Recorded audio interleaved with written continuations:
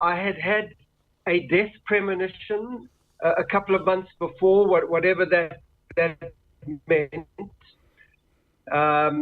And I walked into this church building, this Anglican church building, to see what this was about. And it was a couple, Nobby Knowles and his wife, just simply sharing their Christian testimony, after which they gave an invitation. And my Catholic background, one thing it did give you is a very intense sense of sin. You know, we learned the Ten Commandments, but it never gave you a solution to that sin, which was to bow the knee to Jesus Christ and accept him as Savior from my sin. We had to go to confession and say Our Fathers and Hail Marys and so on in order to deal with my sin. And throughout my experience as a Roman Catholic, and going to confession, I never ever had a sense of release and that I had satisfied the Lord with those mechanized confessions to an earthly priest who had his own problems to deal with. And so that morning, I just had a real sense of the weight of sin on my shoulders, desperately in need of the Savior Jesus Christ, who alone lived the perfect life without sin, that he was able to be my substitute on the cross and take the consequences for my sin upon himself.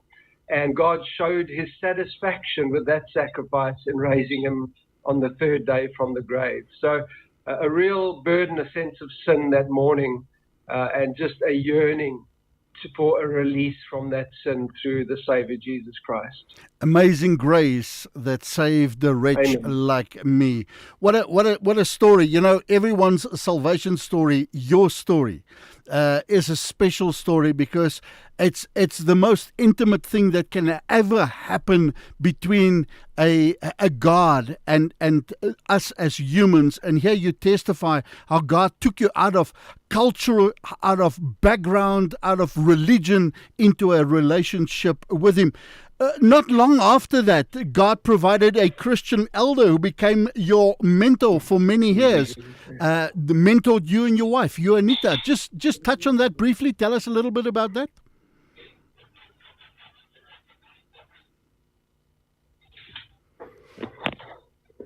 All right, it looks like we have lost Mark Ambler there. Janine is hard at work to phone him in Langebaan, and we'll see if we can just get him back. Apologies for the quality of the WhatsApp line at the moment. Unfortunately, that's the only number that we have got of him, and we'll see if we can get him back online this morning to share his testimony. Just a little bit about this guy while she's trying to get hold of Mark online. He was also part of the International Creations Ministry, Answers in Genesis, the International Creation Ministry branch here in South Africa. And he grew in that movement from a volunteer supporter to a board member of the South African, the UK and the New Zealand branches. And we're speaking to him this morning, currently